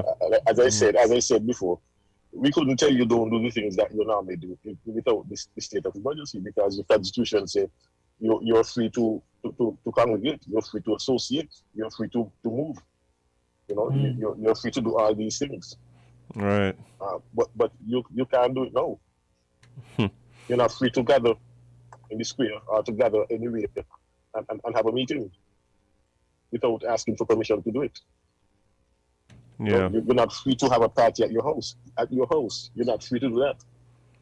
The police could come in your house and break up the party. But I've heard you guys hinting that there may have been some people who tried to under the previous regulations. Is that really the case? Like there were some people trying to have some gatherings, maybe a backyard party here or there? Yes, of course. People tried that. They tried this. I think it was just last week. We arrested one lady for hosting a party at her house. You know? Yeah. Luckily, I mean, we couldn't go with everybody at the party, so we gave them tickets. But she got arrested as the host. We had a similar situation in Nevis. We had 14 persons who were ticketed. They were at a house having a party at a house. So we still have pockets of persons who are defying laws and attempting to have these gatherings. And so when we catch them, when we identify these activities, we have that authority to break them up. And we're not restricted from going in your house because we don't have a warrant. Normally we cannot go in your house without a warrant. We could do it now under the state of emergency once there's something happening in there that's not supposed to be happening. But I know I think that's important information for people to realize, because I think a lot of people will think that they can do as they please, and you know they're sort of exempted because it's happening where you guys can't see. Right. Yeah, because I could see that being a confrontation. Like, yeah, we're keeping a party, but in my house, how you know everybody in live here? You can't decide who in live here. Like them kind of things. Exactly. Yeah. Exactly. But you spoke about people being compliant and stuff. What's the procedure for somebody who may have a concern about something that might be happening in their community? For instance, I'm sure you guys are encouraging people, you know, if you see people on the road who you suspect may not want, who should not be out, or people gathering at a particular property where there should not be a gathering. What's the suggestion for people who are concerned about that? How do you suggest we report it? Do you suggest we throw out on them? What's the suggestion? Well, we would not suggest that you throw water at all. We always encourage persons to say what they see. If they see something happening and they're not sure it's supposed to be happening, we just call and say, "Why I see this thing going on here? I don't think it looks so right. You may want to check it out." You know, don't just throw water at it and say, "Well, that's not my business. That is yours." If you see something that is unusual, that you know is wrong, that should not be happening, you call the police. Call 911. You call the nearest police station. Call some officer who you know and who you trust. You know, just call and report. And most times, action will be taken on your report. But just call and report. Yeah, because, I mean, the truth is the police can be everywhere. Exactly. And I could imagine, I hear people talking about, I see people around, I mean, seeing the police, but the police can be everywhere. So, I mean, the thing is, if you see the people, well, say what you see, say what you say. Yeah. Yeah. Because the fact that you think that you see the people in the police around, you mean that you know that they're not supposed to be there. Maybe you see them because you're supposed to be there now. Maybe that's where you're not calling. I think the question that's really on the minds and the hearts of the people is Superintendent Cromwell Henry, are you actually a robot? No, I'm not. Okay. That's good to know, because I know there were some people who were questioning if you were actually artificial intelligence because you seem so cool under pressure. And we know that as if right now, with the change in the situation over the last 4 to 5 weeks, it must have been, you know, trying for all you guys on the task force. What's the vibe been in those task force meetings? If you could give us a little glimpse. Well, yes, it is trying. It is stressful because every one of us on the task force, we still have our full-time jobs to do. The task force is not our only job. It is not our full-time job. In my case, I still have my stations to manage. I still have the whole division A to manage with 4 stations.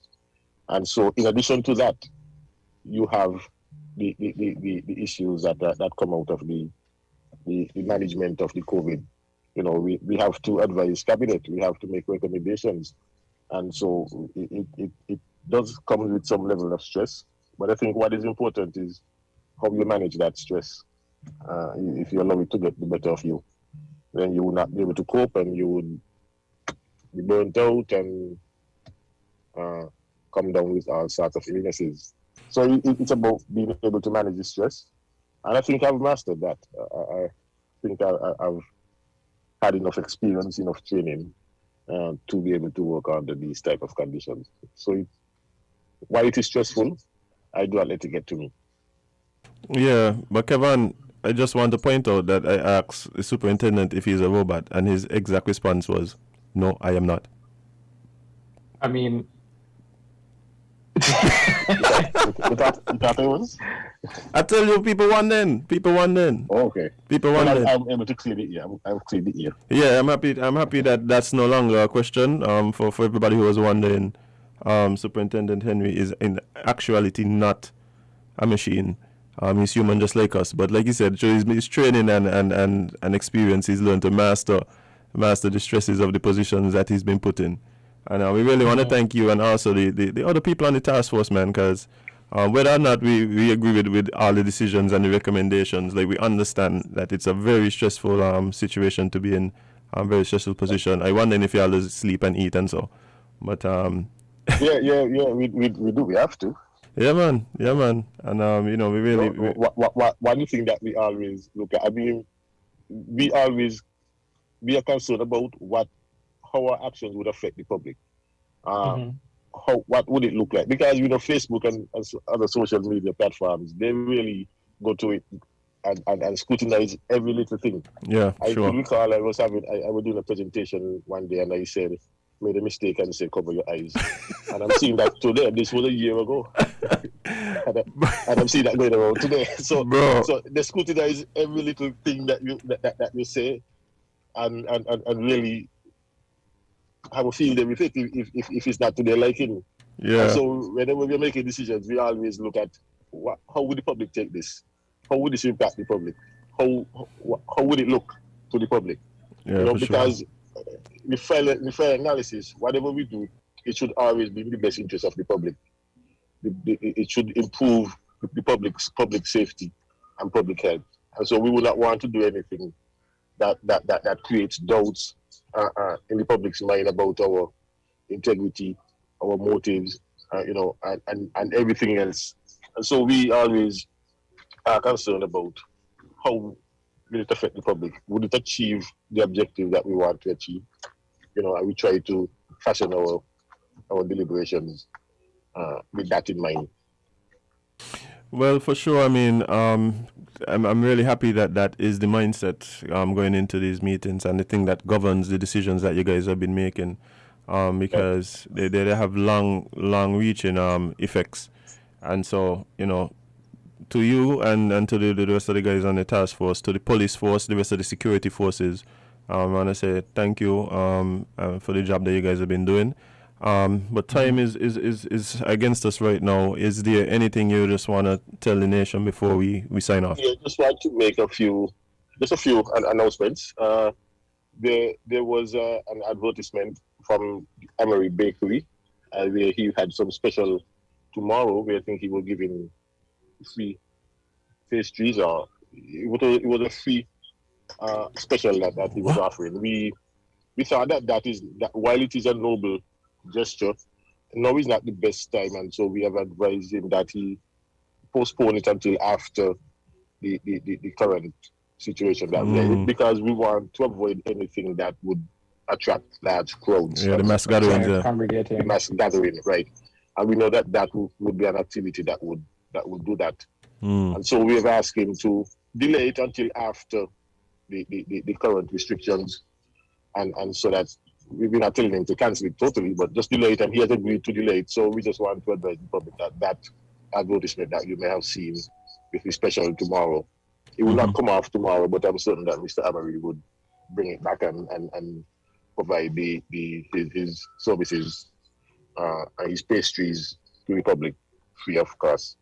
Right. The other thing I want to bring to the public's attention is we know that the vehicle inspection sites have been closed for the last 2 to 3 weeks, and so persons are not able to have their vehicles inspected. We are accommodating those persons whose vehicle end with 6 and 7, that you do not have to have you inspect your vehicle for licensing purposes.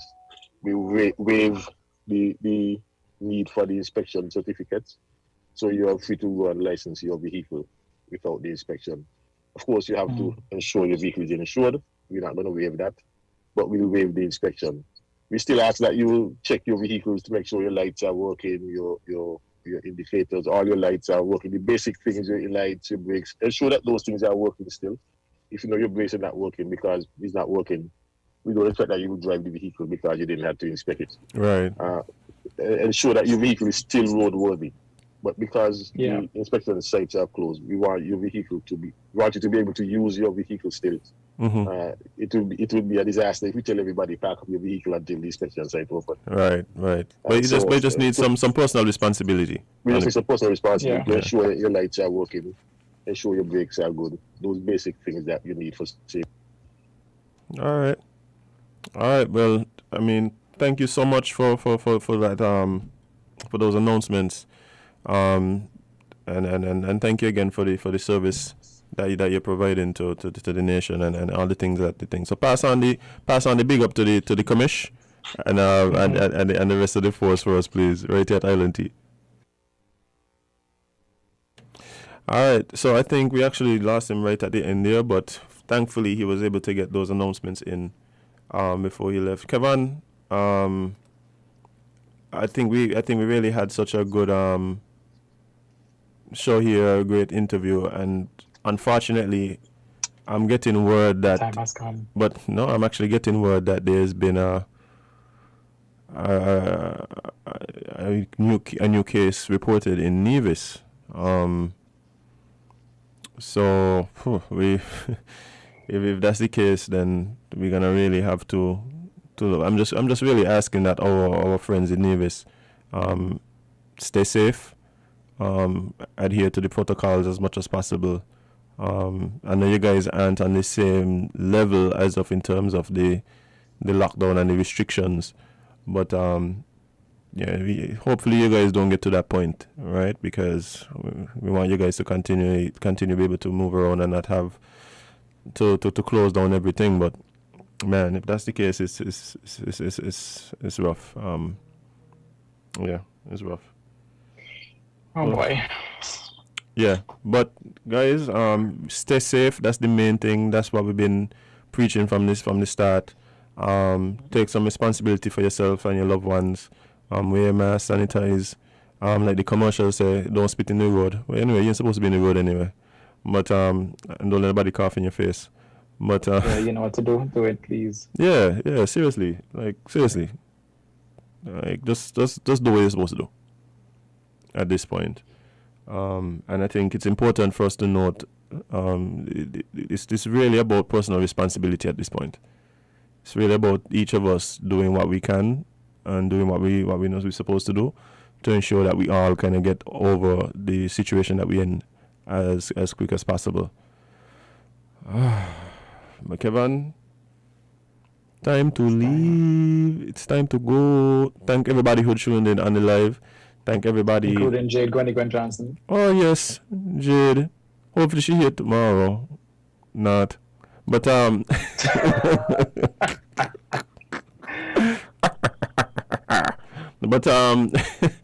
Jade, we miss you. But everybody who tuned in on the live, everybody who listened, the callers who called in, really appreciate you.